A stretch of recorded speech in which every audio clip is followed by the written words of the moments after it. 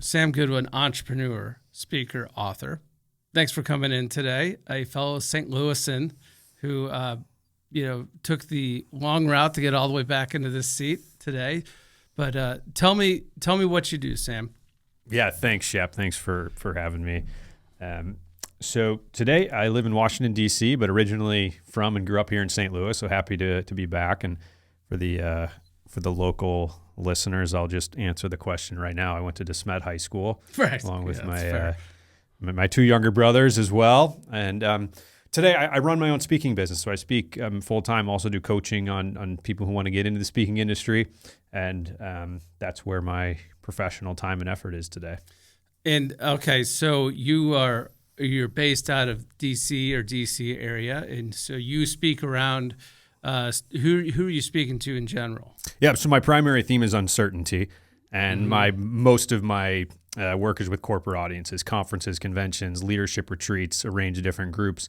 Essentially, I was pushed to a point of overwhelming uncertainty, truly life or death. My presentations are narrative driven and include these dramatic elements of my stories, but also weave in and conclude with key principles that I think we can all implement into our own personal, professional, even spiritual lives. So I was pushed to this point of overwhelming uncertainty, but through that I learned some things that have helped me and some things that I think can help all of us.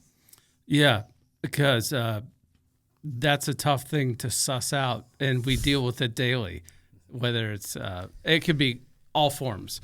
So you talked about overwhelming uncertainty experience that you had. So we could kind of jump into that, which is what are the circumstances that you found yourself in and of being faced with this uncertainty? And you can jump into that anywhere you want, but just to kind of get people the end in mind, which is what happened. Mm-hmm. Yeah. So as I mentioned, originally from here in St. Louis, throughout most of my childhood and teenage years, I played competitive hockey. Was fortunate to have some success with the sport and went on to play Division I in college at Niagara University. When I graduated there in 2012, I had the opportunity to take my first professional job in Singapore. And I originally only planned to be in Singapore for about 3 months, but I ended up staying for 6 years. And it was fantastic. Basically 23 to 29 or 20, like. So from 2012 to 2018. Okay. Those years. And it was a fantastic opportunity, a great way to begin my professional career. I was working for a tech startup business and an NGO, a nonprofit that was doing development work around Southeast Asia. And throughout this time, I traveled as much as I could. I was in the heart of Southeast Asia, had a little bit of flexibility in my work schedule, had the world's best airport in my backyard. And right. I took advantage of the opportunity to explore as much of the region and beyond as possible. And did that surprise you that you found yourself wanting to do that? I mean, you basically had been going from rink to rink for a bit, got your first job, and you're in Singapore. How did you where did this bug come from that, you know what, I'm going to start bouncing around and see? Did that surprise you that you found yourself there? Throughout most of my life, as you mentioned, most of my travel was around traveling for hockey or getting in my parents' van and going from St. Louis to Chicago to Detroit, wherever we were going. But when I moved overseas, kind of the perspective changed a little bit. Singapore is such a melting pot, people from all over the world, food from all over the world.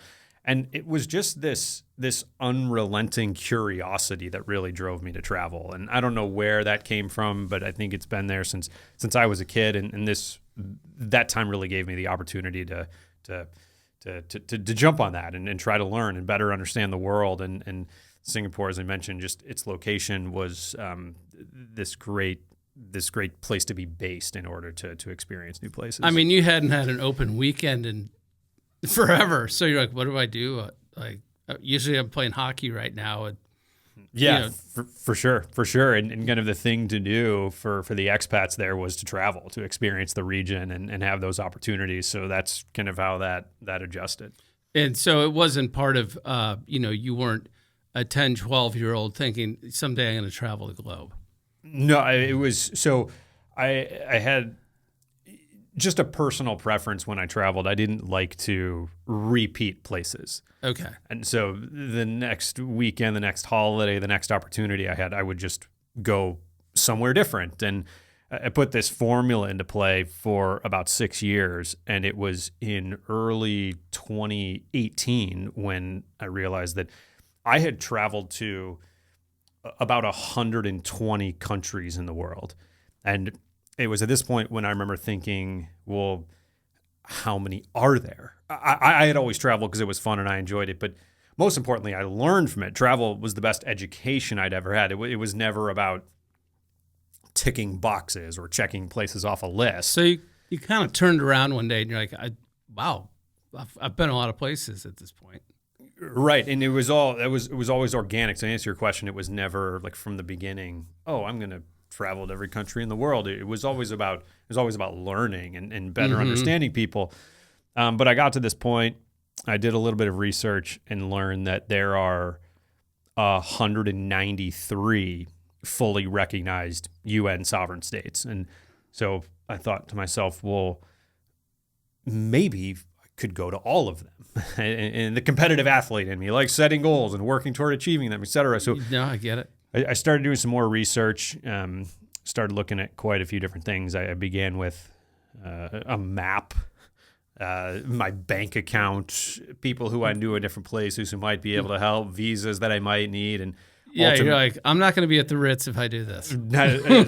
Absolutely, absolutely. And so ultimately decided that I was going to give this a shot. And I had no idea if I could do it. I might fail miserably. I didn't even know what that would look like, but I became committed to working toward achieving something that I thought was extraordinary. Yeah. And so, yeah, it sounds like, you put the preparation in to get it and be successful, but you didn't kind of overthink it at the same time. You're like, well, I've already come this far, and it wasn't foolish or anything. You're like, no, this is legitimate. I've come this far. I'm going to sketch this out. I'm checking out my bank account. Let's make this a success. It was a combination of research and sketching things out, and I think the most important advice that I would give to anyone who wants to travel is research and be prepared. At the same time, a lot of my thought process was just go. Sure. Just go and start and see what happens. And so it was kind of this balance of managing this research and all the safety concerns that I thought, and also just taking action and going. And so is this something you're communicating to your folks along the way? Yep. So I feel fortunate to say my parents have always been very supportive. In fact, I should tell a quick story. When I finished college and first was considering going to Singapore, I remember talking to my father, and I said, I was telling him about this, and I wasn't sure. I was a kid from the Midwest. I was like, Asia, this is crazy. I don't even know why I pursued this. I would never move to Singapore, move to Asia. Yeah. But then I thought about it a little bit more and started talking to my parents, and I'll never forget my dad said to me, he said, Sam, if you go to Singapore and things don't work out, you can always come home. True. And that was kind of this light bulb and this safety net, which was basically like the foundation of my adulthood. Because I remember thinking to myself, well, the worst thing that happens is I'm right back where I am right now. So, okay, I'm going to give this a shot. Let's go. Yeah. Let's go. And so there was a little bit of that 6 years later when I started this, when the style of travel changed a little bit. But I'm just so grateful to my parents, my father, for giving me that kind of perspective. Yeah, and allowing that runway to go exactly. figure some stuff out, but go do your thing. I think oftentimes we're in situations where we're unsure, there's uncertainty, but if we remember that the worst thing that happens is we're in the same situation we're in right now, it's not so bad. Yeah, it's sometimes the worst thing you can do is let the brain get in the way of the reflex arc. Yeah, well said, exactly. Just throw the ball to first, don't overthink it. Exactly. So anyway, so you're in Singapore, you've been there, you're traveling all over the place, and you're thinking, hey, I'm kind of on a tear here. Maybe I'll try and do all of them. And you discover there's 193 UN recognized countries. That's right. So now you've got a short list. Sort of. So how do you set out on this? Yeah. So at that point, my style of travel changed a little bit, and that's because the goal had temporarily changed. And I don't necessarily recommend the style of travel that I was doing in that sort of home stretch of this journey. I maybe wasn't spending as much time as I would in a certain place, or moving a little bit faster, which is fine because the goal was different. But that was essentially how I started. I said I'm just gonna go. I'm gonna start. What do you pack for something like that? I packed a North Face backpack, and whatever I could fit in there, that's what I took. Okay, that was the constraint. That was the constraint, and I left and I went, and it felt crazy and irresponsible. I was 28 or 29 years old. Shouldn't I be doing things that are more, there's all these societal parameters, and started thinking, right. But I also had this deal with myself. I said, I'm going to go, I'm going to travel to the rest of these places. I'm going to get these experiences, perspectives, and then I'm going to go back to my career and focused on that. And that was the deal that I made with myself, but it was also what I wanted. I didn't want to just kind of roam around, forever or aimlessly. And there's nothing wrong with that. It just wasn't for me. I said, I'm going to do this. I estimate it's going to take about a year, and then I'm going to get back to my career. So I'm going to take this kind of gap year, a decade too late, so to speak. Right. But that's what I cared about. That's what I wanted to do. And so I just said yes, and I went. Did it feel like a non-option to you? Yes, because I knew that if I didn't do it, I would always wonder how it was. And I feared regret a lot more than I feared failure. God, that sounds familiar. I know that feeling on one hand. Absolutely. Which as an entrepreneur. It's like, just go do it. Don't be a sissy here. Just go do it. Yeah. So you had to walk in, tell the boss, peace, I'm out of here for a year? Sure, and I had been working for this company. There was kind of some uncertainty with the business, as there are with so many startups, and I'd been there for 6 years, and it was just kind of time for the next chapter.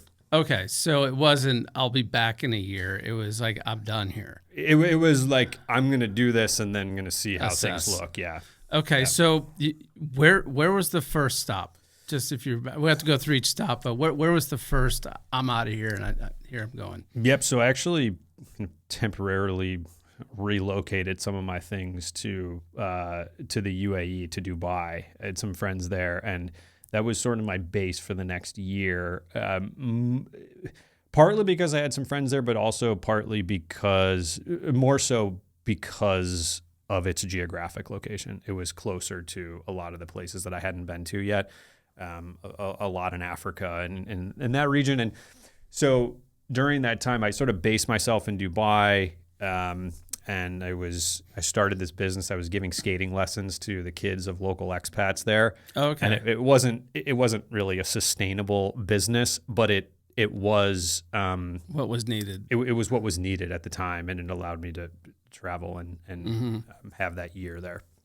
So when I think about this, there were probably, if you created a heat map as well, there would probably be like danger zones, safe zones. How am I going to thread the needle through all of these countries so that I get my best result? Because they're known. It's like in any major metro area. There's if someone's asked me how do I get through whatever town, I'm like, well, you're going to want to stay kind of on this path. So you were aware of those kind of hot zones. Yeah, for sure. For me, safety was always the top priority as much as it can be on a journey like this. I don't think it's cool to be in unsafe situations. I don't go looking for trouble. One of the most significant ways that I found to ensure safety was to follow the path of other travelers, and that kind of aligns to your question about knowing where these places are. So just researching and being aware. I spent a lot of time doing that. So the trip's going well. You start off and that you've hit your 121st country, and then you're off. Because you'd hit 120 and in 2018, and you started the journey. So start walking us through how the journey's going and how you're refining it and getting through it, and ultimately where you end up for a 63-day period. Mm-hmm. Yeah. So over the next year, about a year after I left Singapore, I had traveled to 180 of 193 countries with my North Face backpack, and it was a lot of those were in Africa. I did make it back out to the South Pacific, but I was I was done with. I had traveled to every country in Asia except for country 181, which was Syria, and this is a place that is incredibly culturally, religiously significant. It's the cradle of civilization. It's mentioned more than 300 times in the Bible. And Damascus is the oldest continuously inhabited capital in the world, a place that I really wanted to visit and was excited about. At the same time, it's a place that's experiencing arguably the most tragic humanitarian disaster of our lifetime. By conservative estimates, 500,000 people have died in the conflict. The UN stopped counting at 250,000. But one of the most significant things that I learned through my travels is that places that are negatively perceived, or that Western media tells us we're not supposed to like, these were the same places where I had many of my best experiences and where my perspectives were most meaningfully impacted. So despite everything that was happening in Syria, I was confident that the same would be the case. The same pattern of kind of what we might think of it was not what it was. Exactly. And on May 25th, 2019, I went to the northeast region of Syria. I went to a town called Kamishli, and just 2 hours after arriving, I was walking through a roundabout on the way to meet up with my guide when all of a sudden a black pickup truck abruptly pulled up next to me. 2 armed men jumped out of the back seat and instructed me to get inside. And thankfully they weren't violent, but I didn't have a choice. This is happening. I was scared, confused. I had no information or anyone to help. I was desperately trying to understand what was happening. And these men were loyal to the Syrian president at the time, Bashar al-Assad. And they told me that they were skeptical about my travel history and my travel motives. And as we sped down back alleys of the city, the officers in that vehicle, they accused me of espionage, of being an American spy and collaborating with terrorists, and nothing like this had ever happened to me before. So you're understanding what's being said to you? I was understanding words here or there. Their English was pretty broken, but I did understand understood what was occurring, likely, but you did get enough out of them to be like, you're a spy, and we don't like the reasons you're here and where you've been. They were very skeptical. And so this truck pulls up to you. You're just kind of getting into town, and it pulls right up next to you. Did you notice that was occurring, or you turned and you're like, oh shit? Yeah, it all happened very quickly. I was actually on, I talk about this in my book, which I'll mention, a lot of the stuff around kind of travel and what happened in Syria. I wrote a book about this that I published with the Shed. It's called Saving Sam. And a lot of these details are in there, but I was actually on the phone with my mom. I was on FaceTime with my mom when I was kidnapped. And so she witnessed some of this. But it all happened very quickly, and it was just right on the street. Yeah, so you're swept away, and based on there's a book, Saving Sam. So we, the more granular details, I think we should refer people to the book. But in a general sense, you're taken, as far as you can tell. Like, how soon do you know that you're in a prisoner versus kind of situation versus, hey, we're just going to detain you for a couple minutes, scare the shit out of you, and then get you out of here? I didn't know that. I had no information, and all in the early kind of days, all these you had just a range of things going through my mind. There's this kind of like kidnapping, like runway here, where it goes from from shock to fear to confusion to anger, working through all of these different emotions. At the same time, I'm thinking that at some point, Ashton Kutcher is going to swing open the cell door and say, you got punked, right? All these things are just burning off in my brain. So there's a lot of different emotions that are involved with that, but I didn't have any information about what was going on. All right. So this is, it's kind of like Taken.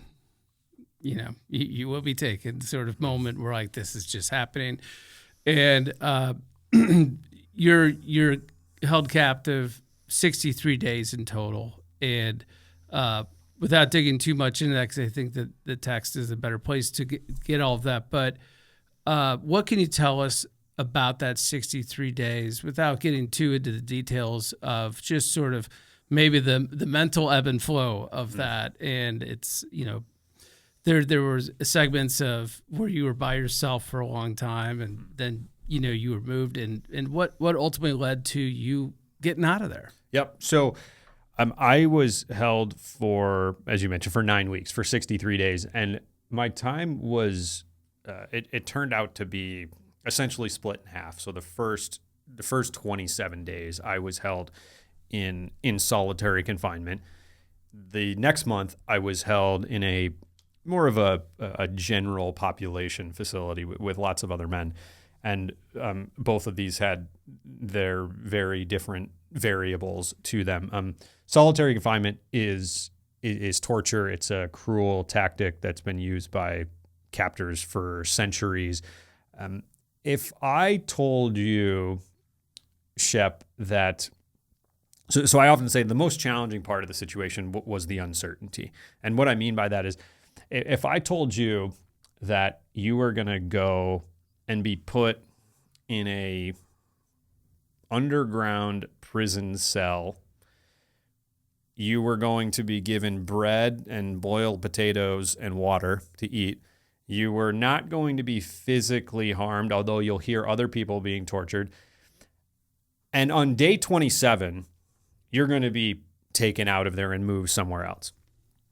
Now, I'm not saying that you would be comfortable, but what I am saying is that you would be in a totally different situation, knowing the finish line, knowing that you need to get to 27 days and you'll be out. And for me, I didn't have that. And so all of these potential outcomes were based on the information I had. I believed they were all possible. So was I going to be in that cell forever? I thought that was possible. Was I going to be released in 1 minute? I thought that was possible. Was I going to be released in a week? Were they going to open the door and shoot me or torture me or stop feeding me? Based on the information I had, I believed that all of these potential outcomes were possible, and trying to entertain them 24/7 was emotionally and psychologically exhausting. That's why I say the most challenging part was the uncertainty, and that's what I talk about today. And not to go too far into it, but there were three key things that helped me embrace and manage that uncertainty. And the first was to lean into gratitude, find things to be grateful for. The second was to control and take action, control things that I could control. And the third was to recognize the uncertainty of the situation as an opportunity. And it was this framework, these three things in that order, that helped me win through this uncertain time. And that's what I talk about today. And so I can talk more about that. I'd like to hear more about that. But was that on-the-job training for you? Meaning that, had you ever thought about your life in just sort of, hey, be a grateful guy, look for the good stuff? And, it was any of that, or it's like, no, okay, yesterday sucked. I got to start building some structure some way, somehow. It was arrangement. I found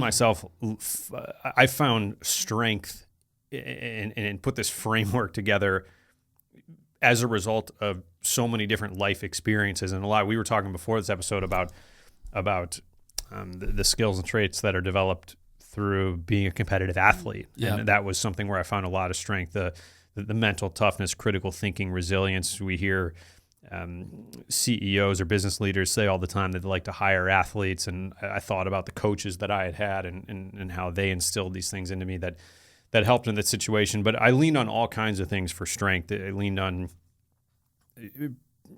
perspectives that I developed from traveling to different corners of the world, which provoked gratitude for just the basic food and water I was being given. I leaned on these skills and traits from a life of playing competitive hockey. I leaned on a belief that I had a purpose in life and a desire to see family and friends again. For me, nothing was more important than my faith, which is a whole other conversation. From a spiritual standpoint, I believe this wasn't the end and there was more. So all of these things together were where I kind of developed this framework and something that I talk about today. And so it wasn't something that I had coming in. It was just something that it was forced to develop as a result of hitting rock bottom, literally and figuratively. And do you ever feel like, so I believe in everything you just said in different contexts, of course, but did you ever feel like, no, I'm just deceiving myself to get through this, and it sort of crumbled your plan? Do you know what I'm saying? For sure. It was a roller coaster. It didn't work smoothly like that, and Right. It took me time to get to that place, and it was just an emotional roller coaster every day. So totally agree with that. Do you lose track of time? Something that I learned quickly was that maintaining an emotional and psychological connection to the outside was very important, because I had no window. It was all concrete. I had nothing but this small blanket to lay on the concrete floor as a bed.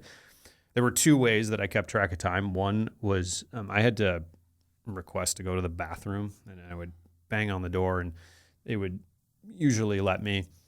And the bathroom That was seems just, like an odd courtesy. yeah. You know? Yeah. So the bathroom was just this small hole in the concrete floor, a few steps outside the cell door. But from that hole, I could look up and see this small window to the outside. Wow. So I started trying to time my bathroom requests with when I thought there was a change from day to night, so that I could confirm. And the other thing that I did was I started to identify a path or a schedule on when food was being brought. So I thought, I think I'm getting this in roughly the morning and getting this in roughly the evening, and started basically like cross-referencing the information from the bathroom visits and the food. And then I chipped this rock off the inside of the cell wall, and I carved a calendar into the cell wall, and I would cross off days when I would go to sleep. And that became super important to maintain this connection to the outside. And I guess I'll just also quickly mention, since I'm in St. Louis today, as I mentioned, I grew up playing hockey here my whole life, and this was in the summer of 2019. And as the local listeners will likely remember, in the summer of 2019, the Blues won the Stanley Cup. And this all... We didn't see it coming. May not have seen it coming. But these things overlapped, so that overlapped with my situation. And so I missed all of that. But one of the things that I did early on was actually on my calendar. I mentioned I would mark the days when I knew the Blues were playing. And wow. And I have to kind of preface this by saying, like, I was in a situation where I frankly did not care about a hockey team. I mean, it was so far down the priority list. I was much more concerned about whether I was going to die, and probably in a pretty gruesome way, and how is my family, and what's going to happen, what's happening to these people next to me who are being tortured, all these things. So in the grand scheme of things, hockey and the Blues were way down the priority list, but there was some strength that was found in using that as a way to connect with the outside world. Yeah. And so I found strength emotionally in that connection during that time. You were probably kind of like dreaming up plays that might be happening at that moment. 100%. And psychologically, anything I could do to take my brain outside of the cell was incredibly important. Wow, there's a lot of metaphor that can be applied here. But one question I'm thinking is, you're there. Do you have any sense of the person who's in the place next to you, like any clue how long they've been there? I never saw another inmate in that facility. You didn't. However, it was not soundproof, so I would hear some things happening, but I never saw another inmate or learn their stories. Yeah, and that's probably spine shivering types of things. But how did you get sprung out of this place? I mean, I literally can't imagine. It is the uncertainty. That's the maximum uncertainty, right? What you're discussing. And I guess one day the doors opened. I mean, yeah. So I was moved from solitary confinement for after 27 days and moved to another facility for a month, and it was a general population with lots of other men, and that was unquestionably an upgrade from solitary confinement, but also had its own kind of challenges with just lack of privacy and lots of different personalities and a range of things. And grateful to say everybody there the other inmates were incredibly kind to me. And that's a whole other conversation about hospitality in the Middle East. So you're like the general population sort of concept? Or? Well, that's what I was in for that second month. And just a quick story. Could talk a lot about this, but about 2 weeks into that second month, one of the other inmates came to me. I went to him. I was talking to him, and I said, "Hey, everybody here, meaning the other inmates, were being so nice to me." And I said it was just a little bit hard to know what to expect in a place like this. And I'll never forget. He said to me, he said, "Sam, in Syria, all the good people are here in prison because all the bad people are outside putting us in here." And so it gets to a larger geopolitical concept around the regime and authoritarian leaderships and all that. But that's remarkable, isn't it? It was a remarkable thing to hear, very sobering and a bit of a paradox. But Shep, I've traveled every country in the world, and some of the best hospitality I've experienced anywhere has been across the Middle East, every country. And I'm confident that if I wouldn't have had this experience, this situation, that I would have had a fantastic experience in Syria as I did everywhere else in the region. And so this instance was a reminder of that. So to get back to your question, it was on day 63, which I didn't know was going on, but I was, long story short,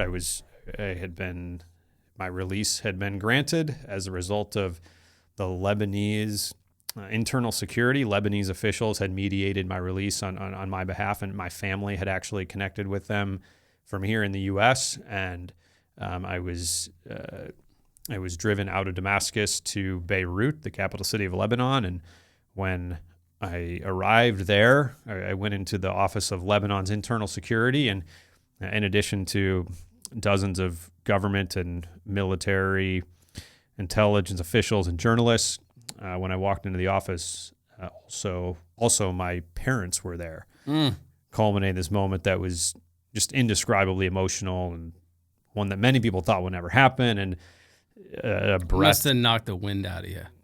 Absolutely, it was a breathtaking display of God answering prayers. That's remarkable.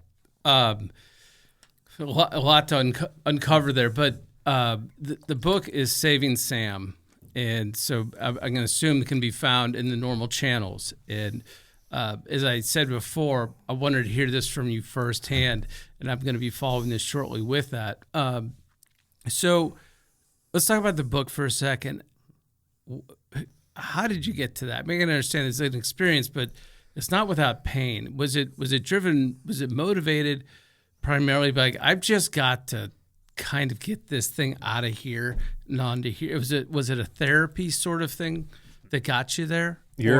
Yeah, you're right. It was a combination of a few things. So one was I found that sharing the story was therapeutic, and that's where I am today with sharing story and message.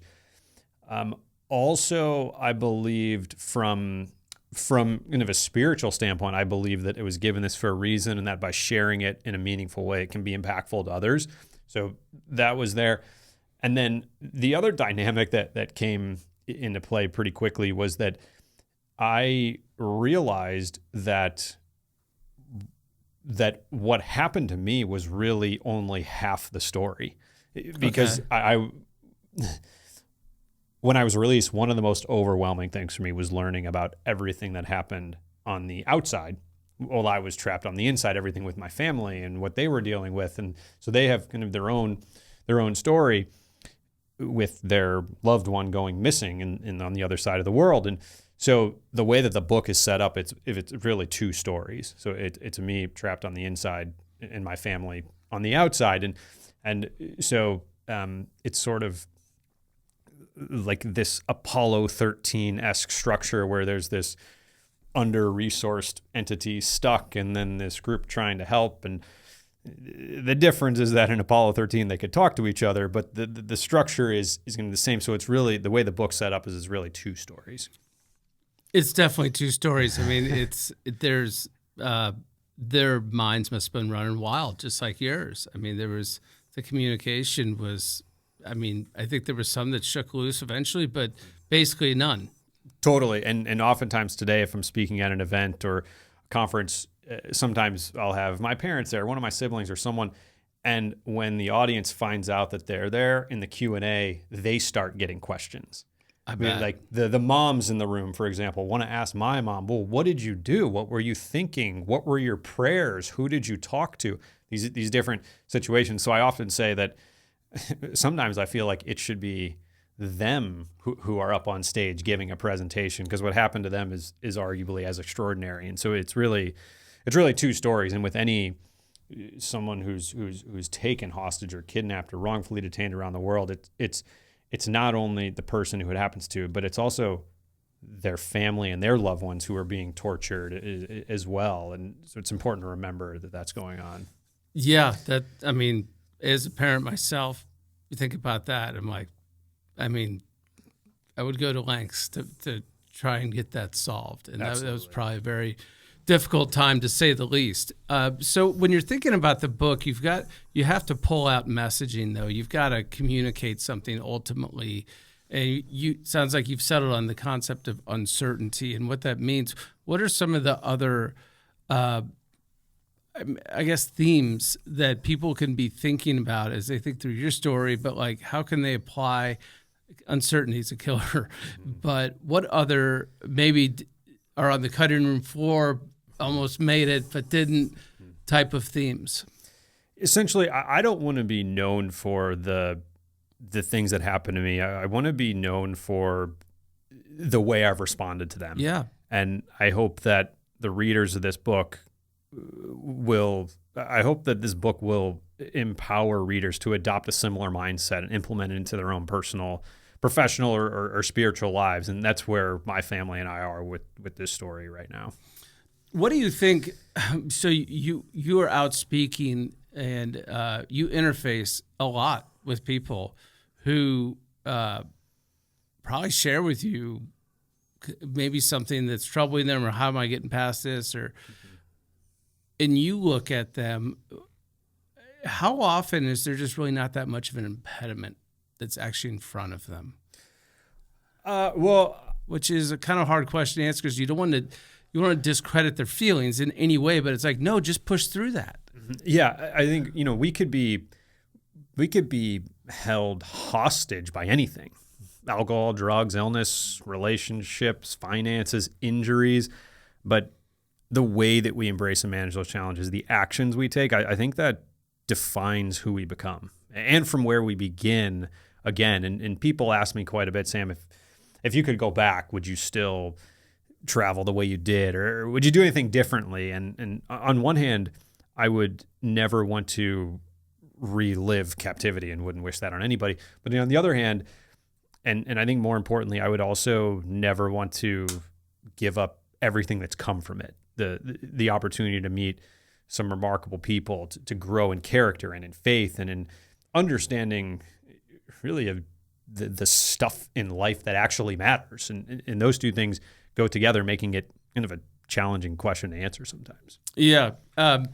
Uncertainty. In what forms are you seeing that? I mean, you're interfacing on a more corporate, you're talking to corporations. What does that uncertainty look like? What would be sort of, here's an uncertainty of, is it about a project? Is it about a personal journey? Like, what are the uncertainties that you see?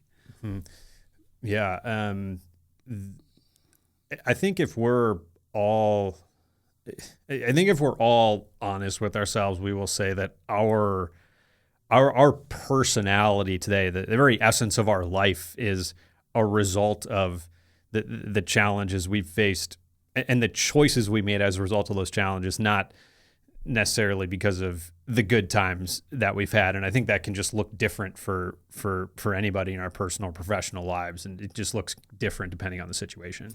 Yeah, that's sort of rubbing up against the idea that fear is what motivates us, right? And there are different ways of saying it, but there's what gets someone to move and gets them to do things is either the fear of what happens if they don't, or the fear of what happens if they do. For sure. And that's rising above that, and, the idea of courage on top of fear. All those seem to be sort of entangled. Yeah, absolutely. And also the fear of what other people think. Which yeah. I think oftentimes I say maybe the best advice I've ever been given is that the quickest way to be unhappy is to live our lives and make decisions based on other people's judgments. It's a horrible idea. It really is, because if for no other reason, the memory is so short. Let's say you are inclined to get hung up on what someone might think.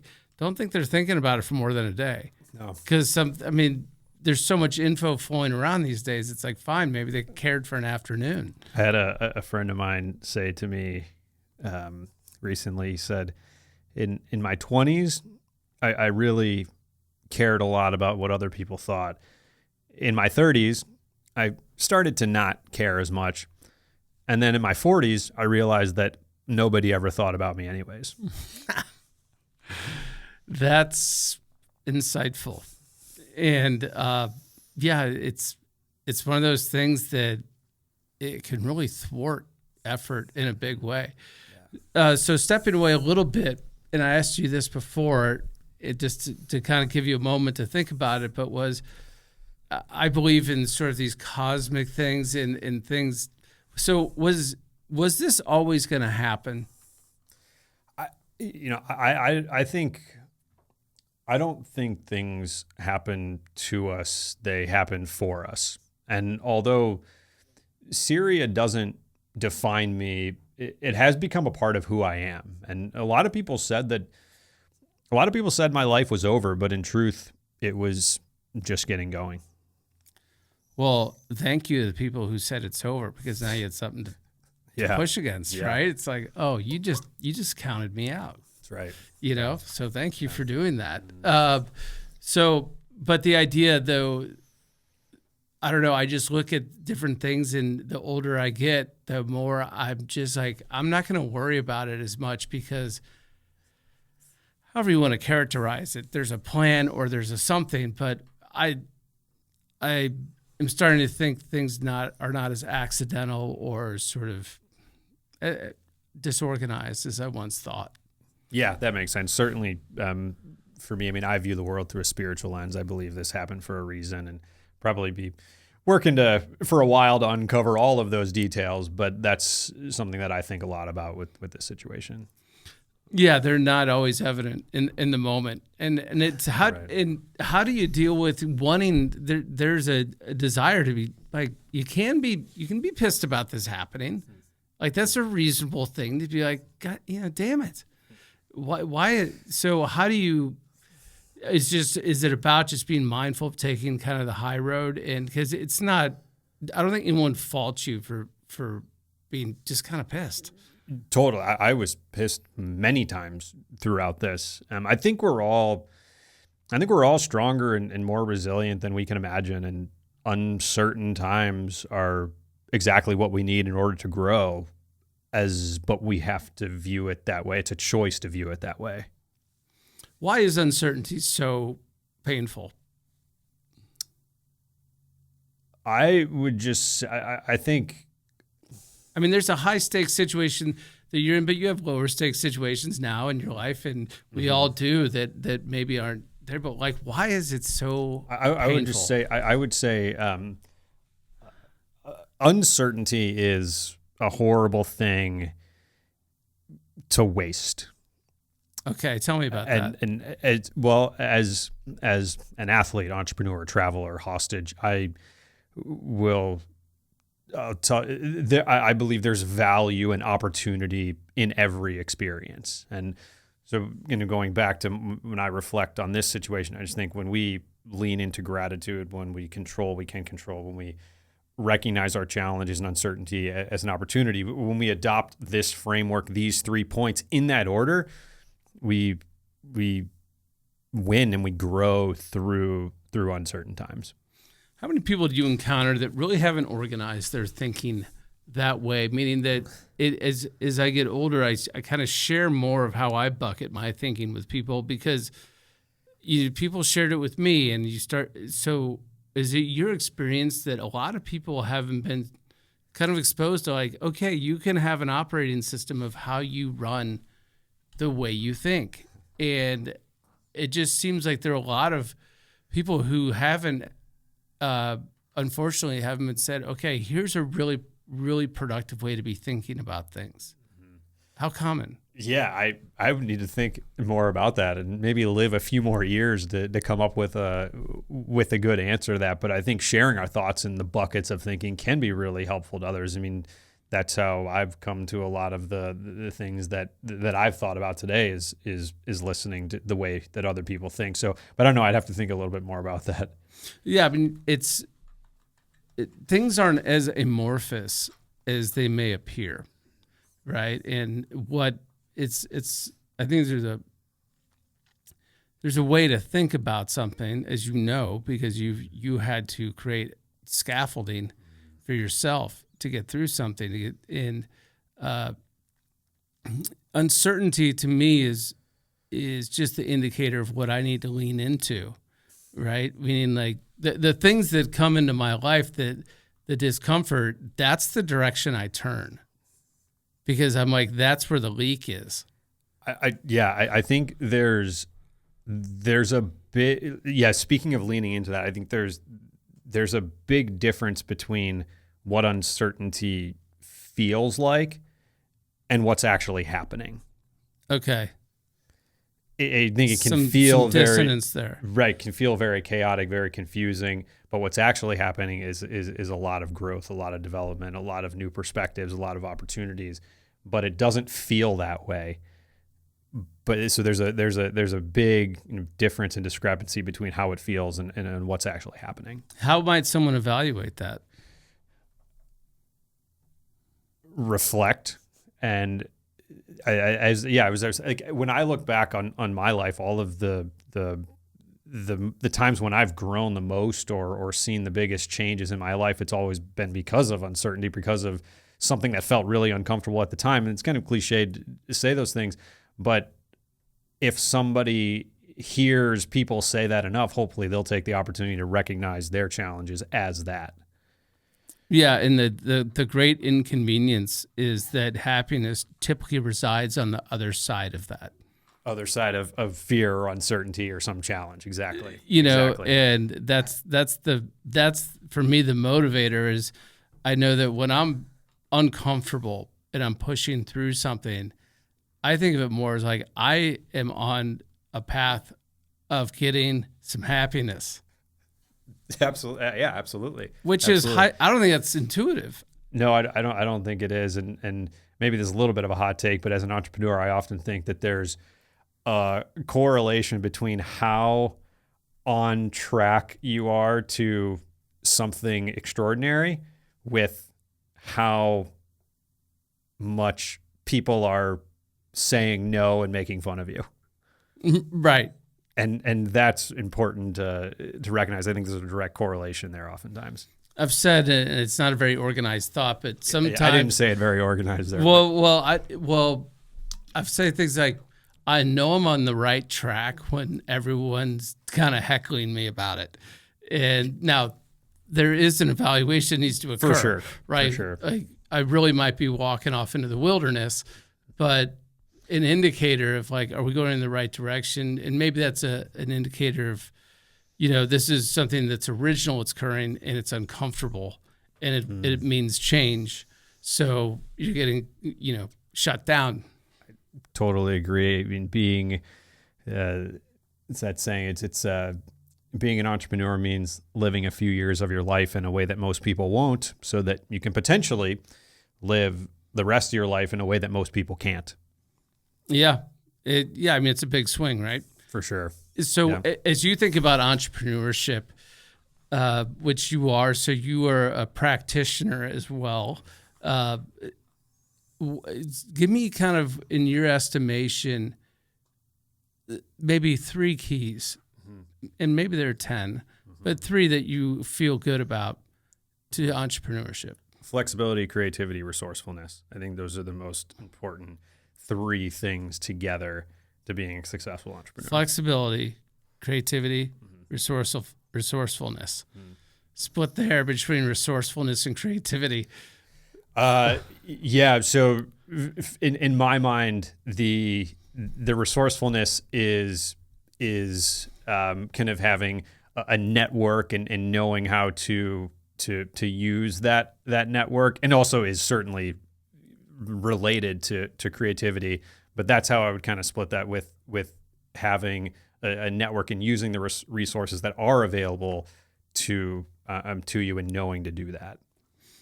What do you think what might be the kiss of death for an entrepreneur? Caring too much about what other people think. Okay. Same old stuff, right? I think so. Which is just squelches everything, thinking too much. And one thing I would add to the list is, and I wasn't explicitly asked what I might add, but I'll ask you, what would you add? Patience. Yeah. Which is all of those things, which is you've got to be patient enough. But it's a little bit like waging a war, right? Which is you're not always attacking. There's a lot of time spent not attacking and making sure that when you do, you win. Yeah. Yes.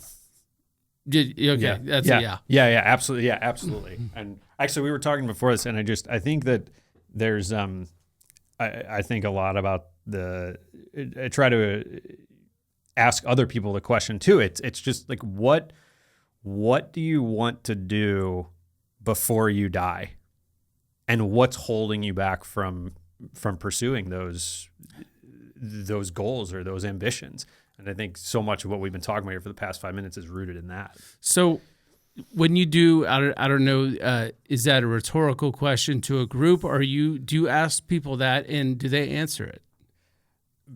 Oftentimes I think of it, I would love to get answers to it, but it ends up being kind of a rhetorical question. Right. Or something to a thought to leave them with. Right. Type of thing. Yeah.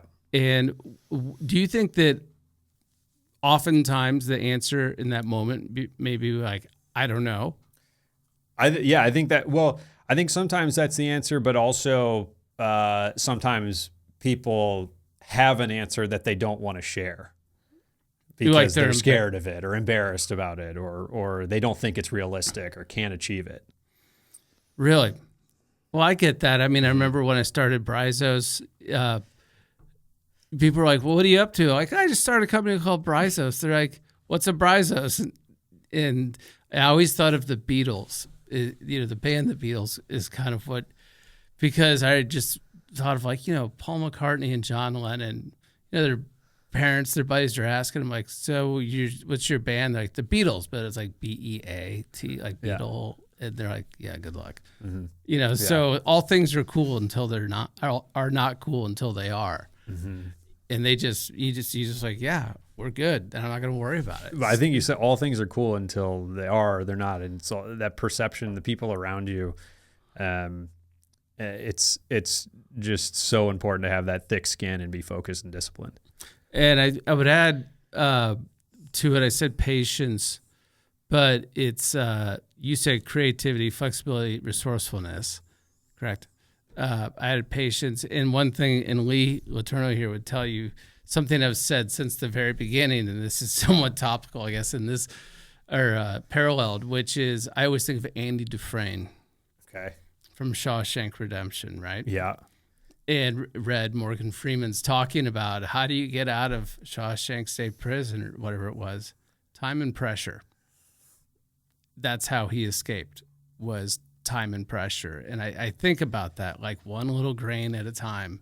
And so long as you're still just time and pressuring that, you're probably going to be okay. Mm-hmm. Yeah. And that focus too, to know where the pressure as well. Yeah. So I guess that's tied up with patience perhaps, but it's also persistence, I guess is what I'm saying. Yeah. And to do things takes time. Yeah. To do great things takes time for sure. Yeah, it really does. And the recommendation to an entrepreneur, one of them would be, get organized and just whatever, how long you think that's going to take you, let's at least put a multiplier on it. Because the unmet expectation, it can be very frustrating. You always want to move with purpose and be swift, but you also don't want to draw a line in the sand that you walked by a year ago and you're like, well, is that a fail? I don't know. What do you think? Yeah. What are your biggest challenges at Bryzos right now? It's always a month to month sort of thing, but what we've just concluded was a long time period of product to market fit, which is as you're addressing a metal supply chain that certainly has evolved over time. I mean, they weren't always using phones and emails. I mean, there was a time before that. So really just getting a product to market fit that the market told us it was right.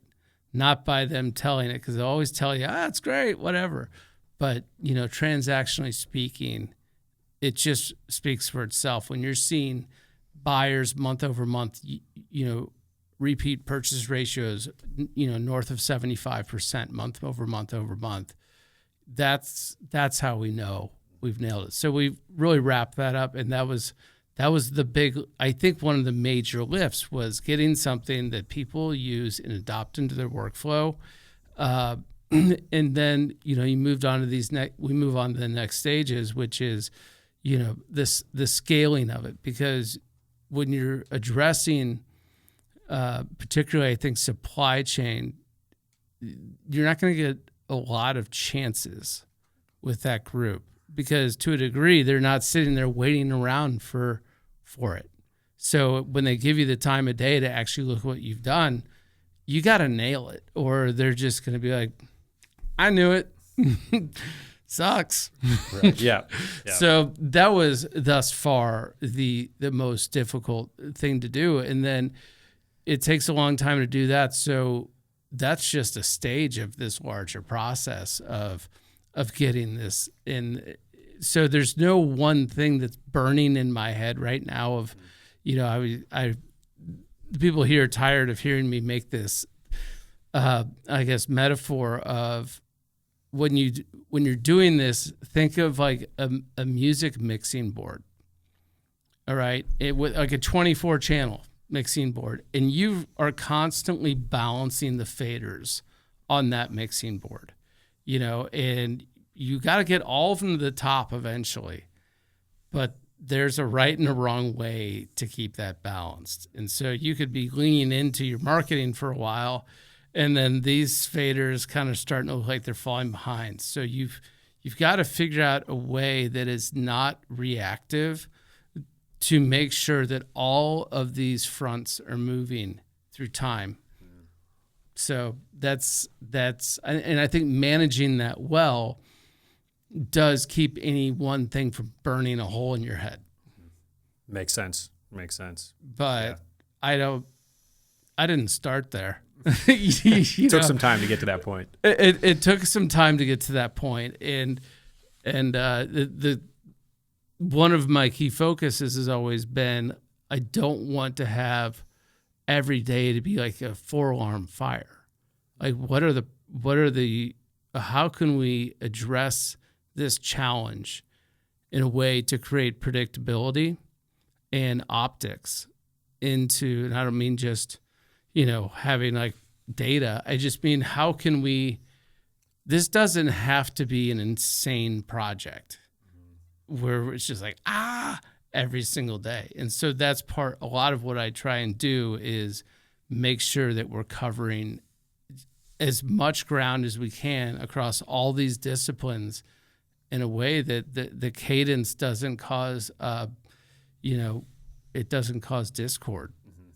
So, yeah. What do you typically hear as an answer to that? Well, first I was going to say congrats on everything that you've done with Bryzos. I mean, we're sitting here in this awesome studio in the office, and it's starting a company is really hard, and you've done it, and it's exciting. So this is awesome. Well, thank you. Yeah, of course. And I'll take a moment to interrupt you quickly, but certainly not alone in this effort. We've got, our team and our, investor, like everything that goes into it. And I'm just the one who happens to be sitting at this microphone, but it's a team effort, 100%. And getting that team dynamic correct so that nobody sort of makes anyone else boil. And keeping it just like eyes on the objective. Yeah, absolutely. Which is a difficult thing that's iterative. Always, yeah. Highly iterative. So what's next for you? What's your? I don't mean you're starting a new business, but as you're thinking about SGI, what is next for you? What are you trying to get done? Yeah, so right now my focus is to continue to use this message for good, and that's where I'm at. And at SGI, I talk a lot about building a community of high performers. So adopting this framework or some version of it that can be helpful. So really, my plan is to continue using this story and message to help others. And again, I never could have expected where life was going to go, but here we are, and that's what I'm focused on. Well, I want to thank you for coming in, Sam, and sharing the story. And I know you do tell it. First of all, you tell it in a compelling way, and again, the book I want people to know about is Saving Sam, and it's a compelling, inspiring story. And I shared with you in a selfish way before we started that reading books similar to, and it doesn't have to be in extreme circumstance that you were in, but just hardship is inspiring, because it's like, for me, speaking for me only, when I see something someone else has gotten through, it makes you question and sort of reach, like, can I do that? So thank you for sharing your story. Yeah, my pleasure. Thanks for having me, Shep. I really appreciate it. Absolutely.